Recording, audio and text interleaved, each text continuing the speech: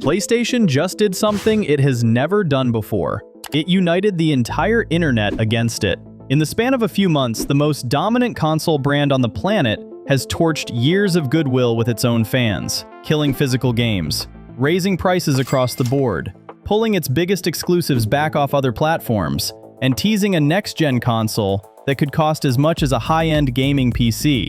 Longtime fans who have owned every PlayStation since 1994 are now saying the same thing. This might be my last one. So what actually happened to PlayStation? This is the story of how the king of consoles started losing the room. Let's be clear about one thing first. On paper, PlayStation is winning. Sony has shipped more than 93 million PS5s, and its network now counts around 125 million monthly players. By the numbers, this generation was a blowout. But a brand isn't just its sales chart. It's the trust it fills with the people who show up every single generation. And across 2026, one decision after another has chipped away at that trust, until it finally cracked. It started with the move nobody saw coming. At the end of June, Sony confirmed it will stop producing physical discs for new PlayStation games in early 2028. And because Sony manufactures all of its own PlayStation discs, this is bigger than it sounds. It effectively marks the end of physical PlayStation games as we know them. No disc means no lending a game to a friend, no buying it secondhand, no selling it when you're finished, and no guarantee your library survives if a storefront ever shuts down. The reaction was instant. Within a day, petitions to reverse the decision pulled in tens of thousands of signatures. When one major channel polled its audience, around 86% of 45,000 voters wanted Sony to walk it back. Fans buried every official PlayStation account, to the point where Sony simply went silent on social media for days. And here's the most painful part. Back in 2013, PlayStation ran a famous ad mocking Xbox for restricting used games. It showed two guys casually handing a disc back and forth. Today, the top comment on that video reads, "You've become the villain you mocked." Sony's reasoning is cold, but simple. Physical copies now make up only around 12% of sales for its biggest games, and the company has reportedly started converting its main disc factory to build parts for other devices. On a spreadsheet, the disc was already dead, but to the people who built this brand, it felt like a betrayal, and it was only the beginning. Because at the same time PlayStation was taking things away, it was also asking for more money. In May of 2026, Sony raised the price of PlayStation Plus across all three tiers, the second increase in just 3 years. The reason given was ongoing market conditions. But here's the twist. Sony also confirmed that PlayStation Plus had just hit record profitability. So the service was making more money than ever, and the price still went up. And it wasn't only the subscription.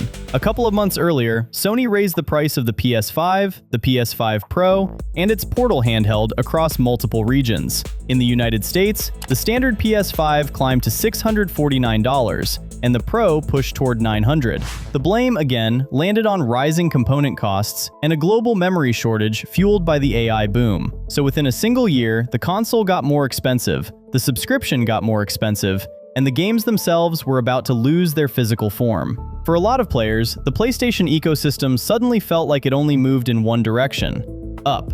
And that put the spotlight on the very thing that made PlayStation worth paying for in the first place. For years, PlayStation's real superpower was its exclusives, the story-driven blockbusters you literally could not play anywhere else. But that engine has been sputtering. Take Naughty Dog, the studio behind The Last of Us. Their last brand new game launched back in 2020.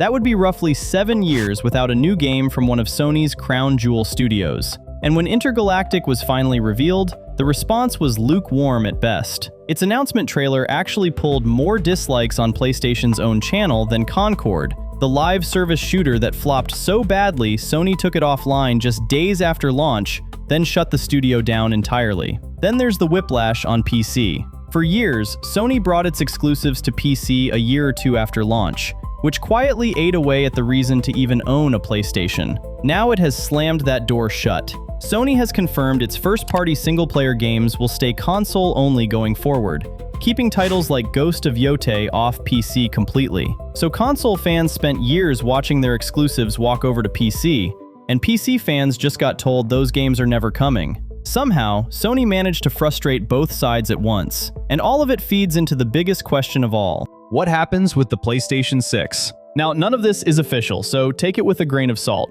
but leaks from reliable hardware insiders paint a worrying picture. One well-known leaker estimates that the parts alone for a PS6 now cost Sony somewhere around $900 per unit, up sharply from earlier figures thanks to that same memory shortage. That points toward a console that could retail at or above $1,000.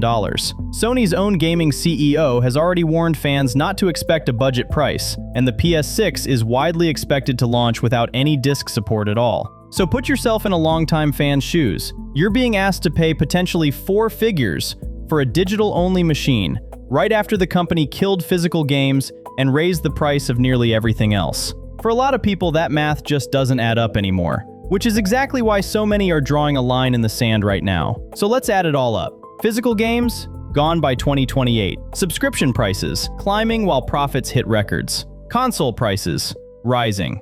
A first-party lineup leaning hard on remakes. A PC strategy that flip-flopped and annoyed everyone. And a next-gen console that could cost as much as a gaming PC. But here's the twist that makes this so complicated. By almost every business metric, PlayStation is thriving. The PS5 outsold its competition. PlayStation Plus is more profitable than it has ever been. And physical games really are a shrinking slice of the pie. Sony isn't making these moves because it's desperate. It's making them because the data says it can. And because the entire industry is quietly drifting toward an all-digital, higher-priced future. Xbox is reportedly exploring the same disc-free path, and even Nintendo has taken heat over pricing.